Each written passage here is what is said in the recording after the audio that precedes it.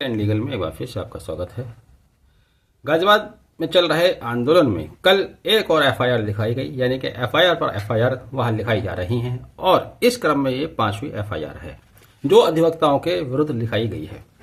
इस बार जो एफआईआर लिखाई गई है वह रीडर मुंसरिम सुरेंद्र सिंह की ओर से लिखाई गई है, जिसमें उन्होंने कहा है कि कुछ अधिवक्ताओं ने जो अधिवक्ता कार्य कर रहे थे, वादकारी न्यायालय कक्ष के अंदर थे, उनकी वीडियो बनाने की कोशिश की।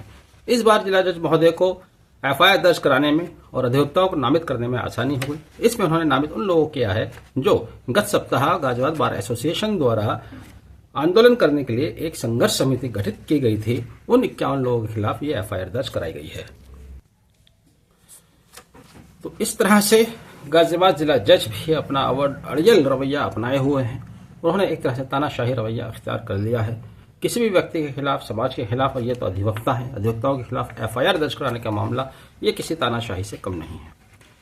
कानून ने जो आपको सुरक्षा दी है, जो आपको एक शील्ड दिया है जुल्म और ज्यादती के खिलाफ, जब उस शील्ड का प्रयोग आप खुद जुल्म करने के लिए करने लगे तो आप खुद तानाशाह बन जाते हैं। याद करें ब्रिटिशर्स पीरियड को, अंग्रेजों के जमाने को।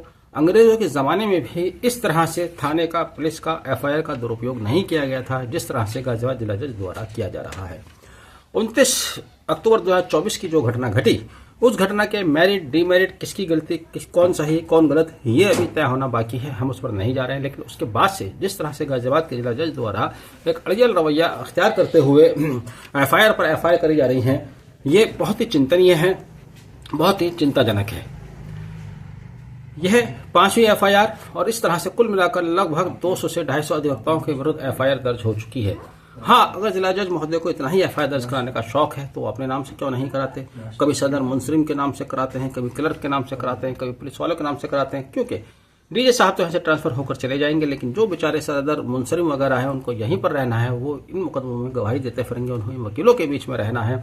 अपने पद का दुरुपयोग करके, अपने पद का अनुचित प्रभाव बनाकर इन लोगों के द्वारा जिला जज साहब द्वारा एफआईआर दर्ज कराई जा रही है।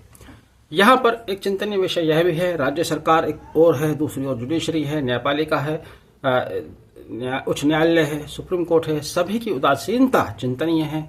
कहीं से भी कोई ऐसा रवैया, ऐसा रुख नहीं दिखाई दे रहा है जो इस हड़ताल को, इस विवाद को सुलझाने की कोशिश करते नजर आए। नहीं सुलझाते हैं आप, मत सुलझाइए, हड़ताल चलती रहेगी, रोजाना एफआईआर दर्ज होती रहेंगी, कार्य का नुकसान होता रहेगा।